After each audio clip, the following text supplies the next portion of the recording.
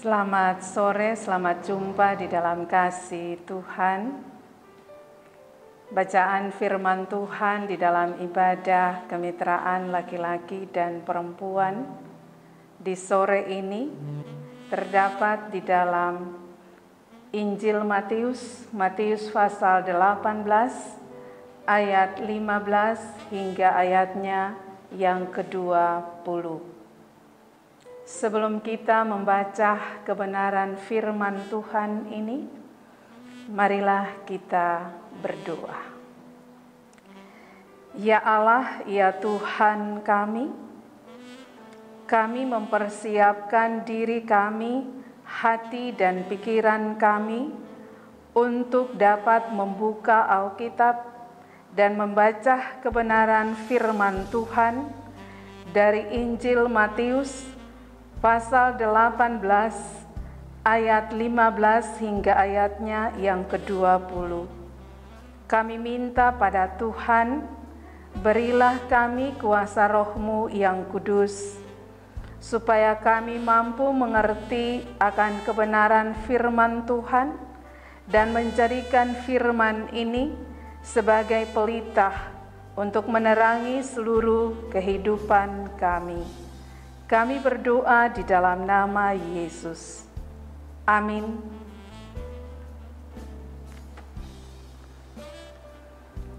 Bacaan firman dari Matius pasal 18 ayat 15 hingga ayatnya yang ke-20 diberi judul tentang menasihati sesama saudara.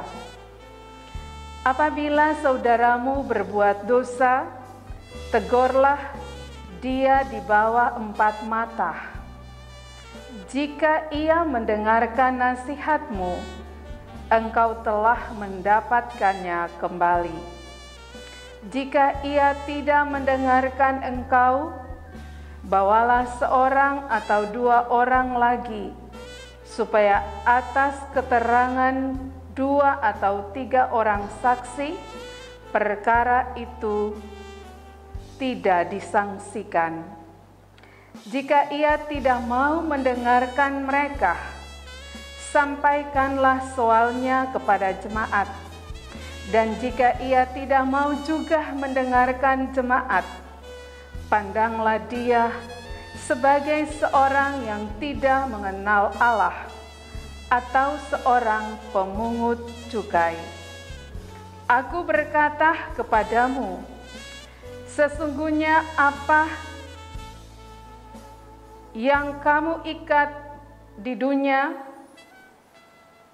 akan terikat juga di sorga, dan apa yang kamu lepaskan di dunia ini akan terlepas juga di sorga.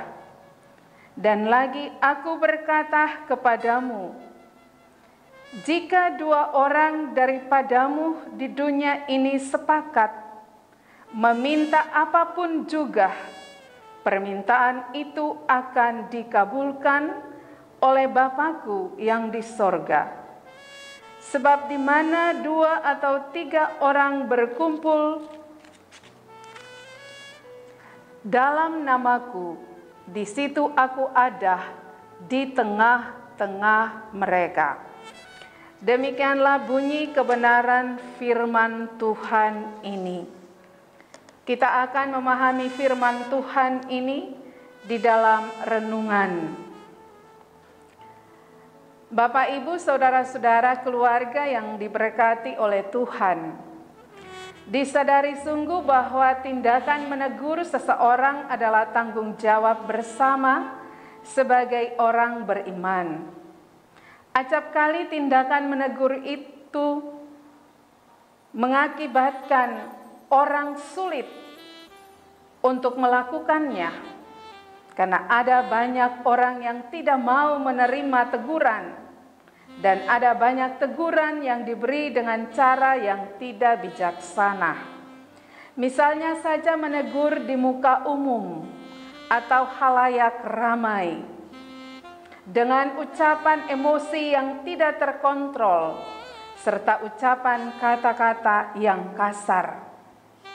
bacaan kita menunjuk beberapa tahapan untuk menyelesaikan dan menyadarkan seseorang dari kesalahannya. Yang pertama yaitu penyelesaian masalah, penunjukan kesalahan itu secara empat mata. Yang kedua, penyelesaian dengan membawa atau menghadirkan 2 sampai dengan 3 orang saksi. Yang ketiga, penyelesaian itu dengan membawa ke hadapan jemaat.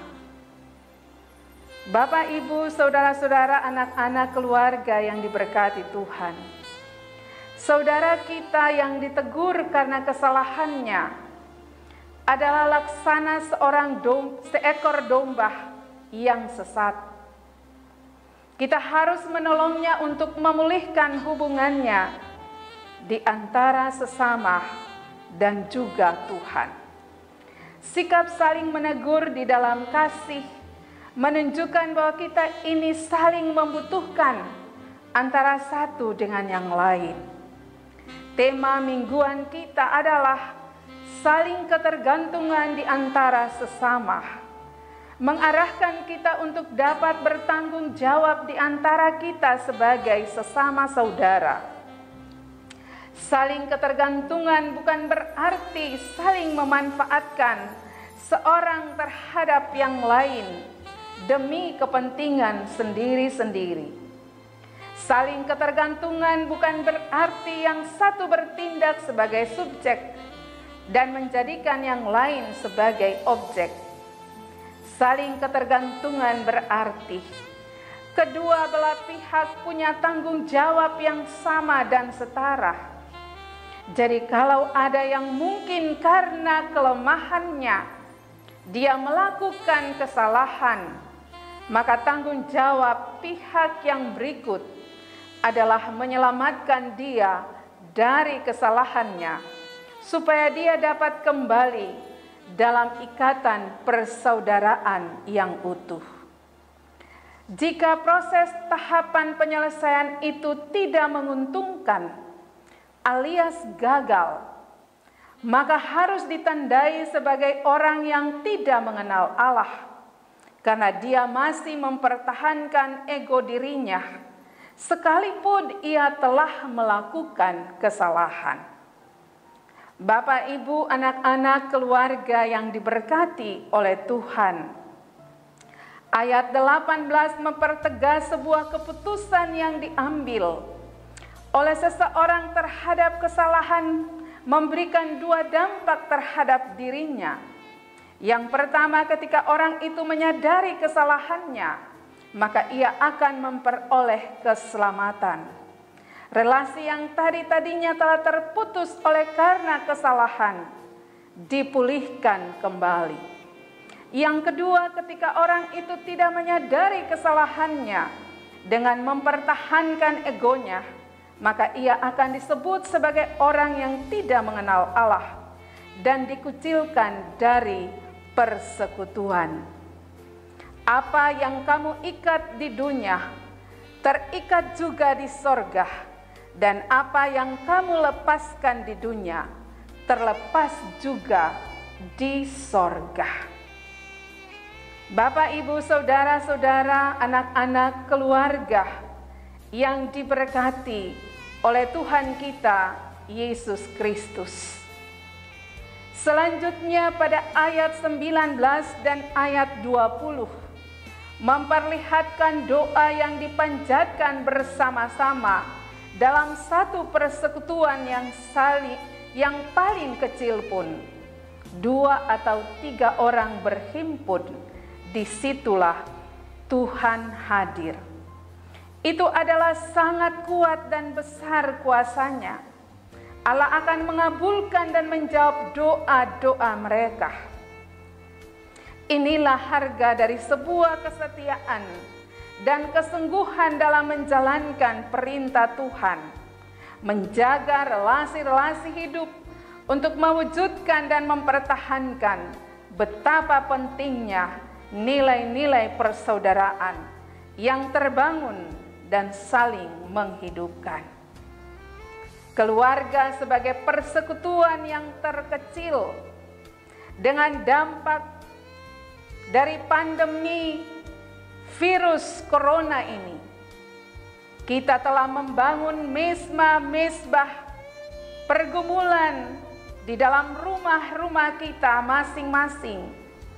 Kita diajak untuk terus membangun relasi persekutuan itu dengan baik antara setiap anggota keluarga, dan harus diwujudkan lewat seluruh tindakan dan perbuatan kita, bukan saja di dalam internal keluarga kita, tetapi juga bagi kehidupan orang lain.